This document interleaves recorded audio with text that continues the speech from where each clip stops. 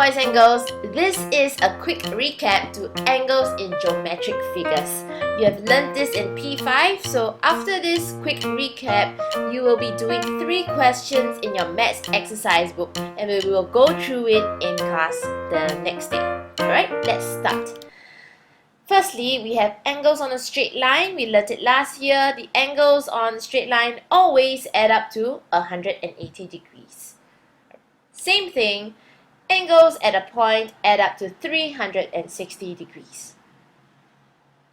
Next, here I have 3 different types of triangles. So no matter what shape or no matter how a triangle looks like, the sum of angles in a triangle will always be 180 degrees.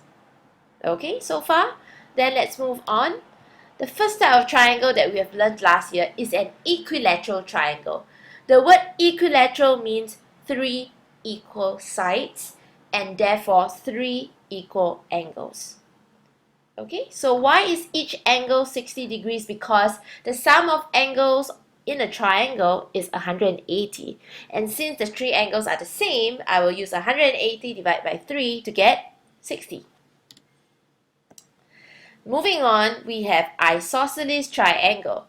Isosceles comes from the word isos, which means 2 equal legs. So isosceles triangles will always have 2 equal sides. Alright, see the 2 equal sides for the green triangle and the 2 equal sides for the blue triangle. Besides having 2 equal sides, the 2 base angles, which are at the base of the 2 equal sides, are always equal. Okay?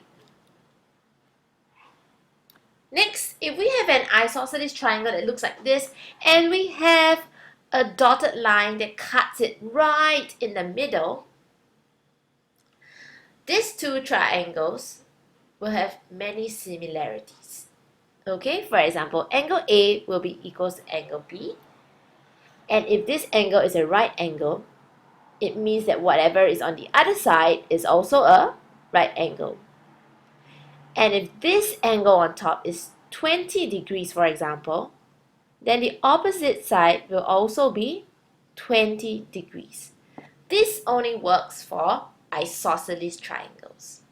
Okay, got that? Then let's move on. Alright, here is a rhombus. A rhombus is a 4-sided figure. It is something like a square, but it is slanted. So it has 4 equal sides. In a rhombus, there are 2 pairs of parallel lines. Okay? And if you recall from last year, whenever I have a pair of parallel lines, the 2 angles that are in between them, or I can call them interior angles, these 2 angles add up to 180 degrees. Okay, not only these 2 angles add up to 180, this angle and this angle are also between the parallel lines, right? So they also add up to 180 degrees. Okay, besides these 2 lines, BC and AD are also parallel lines. Therefore, this angle over here and this angle over here are also interior angles that add up to 180. Okay, so basically if I have a pair of parallel lines, the 2 angles inside it will add up to 180. Got it? Okay, then next, another property is that the opposite angles of a rhombus here, opposite angles, are always equal. Okay, same thing, the angle here, DAB, and angle BCD are also opposite angles of a rhombus and they are also equal. Got it? If you don't get it, you can always replay this section again. If you got it, then you can move on. The next 4-sided figure is a parallelogram. It is very, very similar to a rhombus, but a parallelogram has only or a parallelogram does not have 4 equal sides. Okay, it's like a slanted rectangle. Okay, so AB and DC are the same length, and AD and BC are the same length. So same thing, I have my two parallel lines here, AB and DC. There are two interior angles here. Same thing, the two interior angles will add up to 180 degrees. And similarly, the opposite angles are equal. And these two opposite angles of a parallelogram are also equal. Got it? Okay, let's move on. Now, this is a trapezium. Do not confuse it with a rhombus and a parallelogram, okay? A trapezium only has one pair of parallel lines. Therefore, there is only one property, which is if I have a pair of parallel lines, similarly, like a rhombus and a parallelogram, the interior angles between the parallel lines add up to 180 degrees. That's it. Are the opposite angles the same? They are not the same, okay? Opposite angles are only the same for parallelograms and rhombus. That is very, very important. Okay. Moving on, here is an example that I'll go through with you. The figure below is not drawn to scale.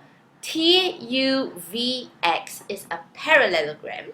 Okay, take note, they tell you that it is a parallelogram. Okay, it is very important. It means that the lines are parallel. Okay, TVW is an equilateral triangle. So if it is an equilateral triangle, then I know that each angle will be 60. Okay, so if this is 60 degrees and I want to find angle TWX, you realize that angle TWX and 60 degrees is on a straight line. So to find angle TWX is just 180 degrees minus the 60 degrees here. So therefore, angle TWX is 120 degrees. Okay, this is a simple example. The next 3 questions, you will do it on your own in your maths exercise book. Okay, this is the first question. I am not going to wait for you to complete it. Okay, so pause the video to do this question. This is the second question. And finally, the last question is this. Okay, try your best, strive for accuracy, and I will see you in class soon. Bye.